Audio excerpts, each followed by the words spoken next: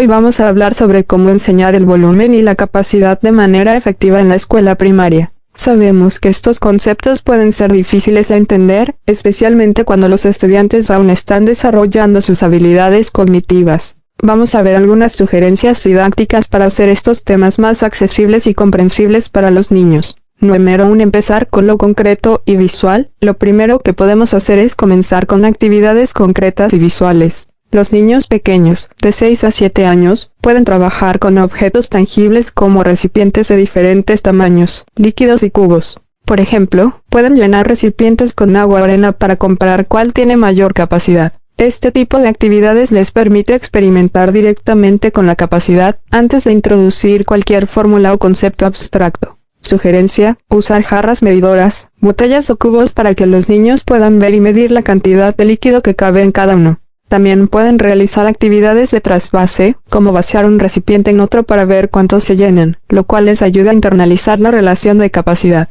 2. Relacionar capacidad y volumen de forma gradual. Una vez que los niños comprendan la capacidad, podemos dar un paso más y empezar a relacionar el volumen con la capacidad, de manera gradual. Lo que podemos hacer es presentarles figuras simples, como cajas, y pedirles que piensen en cuánto cabe dentro. Aquí podemos trabajar con el volumen como un producto de medidas, comenzando con ejemplos sencillos de figuras rectangulares, donde se les muestre que el volumen es el resultado de multiplicar las tres dimensiones, largo, ancho y altura. Sugerencia: usar cajas de cartón o bloques para que los niños puedan visualmente entender cómo la dimensión de la base y la altura afectan el volumen de un objeto. Asegúrate de que los estudiantes no solo midan, sino que también discutan cómo las dimensiones se relacionan entre sí. 3. Introducir la trilinealidad con ejemplos visuales. Cuando ya dominan los conceptos básicos de volumen, podemos empezar a introducir la idea de la trilinealidad, es decir, que el volumen depende de las tres dimensiones. A esta edad, alrededor de los 10 o 11 años, los estudiantes pueden empezar a comprender que si una dimensión cambia, el volumen también cambia. Una buena forma de trabajar esto es con actividades en las que varíen una de las dimensiones de un objeto y vean cómo esto afecta al volumen total. Sugerencia: utiliza figuras tridimensionales como prismas o cubos y cambia una de sus dimensiones, por ejemplo, su altura, para que los niños vean cómo esto impacta el volumen. Puedes realizar experimentos con bloques, pidiendo a los niños que construyan una estructura y luego midan su volumen al cambiar la altura y largo.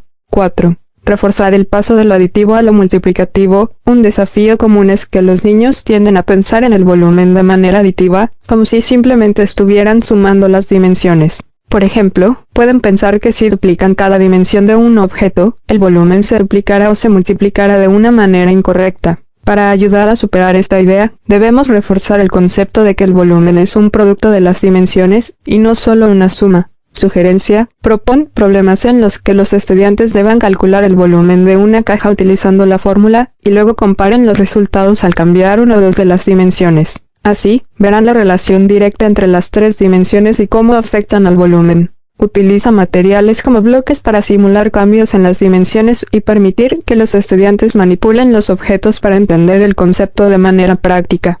5. Trabajar con diferentes unidades de medida. Otro aspecto importante es enseñar a los estudiantes cómo medir el volumen utilizando diferentes unidades, como litros, mililitros, metros cúbicos o centímetros cúbicos. Es fundamental que comprendan que, cuando se cambia la unidad de medida, también cambia el número que representa el volumen. Sugerencia: realiza actividades en las que los niños midan líquidos en diferentes recipientes usando jarras medidoras o cilindros, y luego conviertan entre diferentes unidades de medida. También pueden practicar con actividades que les permitan comparar el volumen de distintos objetos utilizando diferentes unidades, como por ejemplo, medir el volumen de una caja en centímetros cúbicos y luego en litros.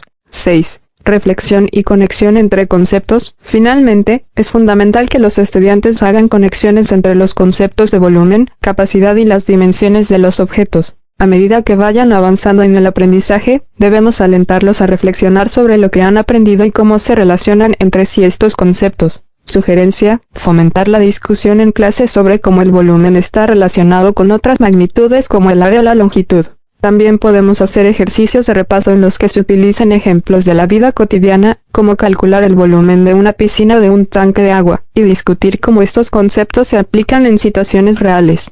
Conclusión del video. En resumen, para enseñar volumen y capacidad en la escuela primaria, es esencial adoptar un enfoque gradual y práctico, comenzando con actividades concretas que permitan a los niños experimentar con las magnitudes, para luego avanzar a conceptos más abstractos como las fórmulas multiplicativas. No olvidemos que la clave es conectar lo visual con lo matemático, y hacer que los estudiantes se involucren activamente en el aprendizaje. Con estas estrategias, los niños podrán dominar el volumen y la capacidad de manera divertida y comprensible,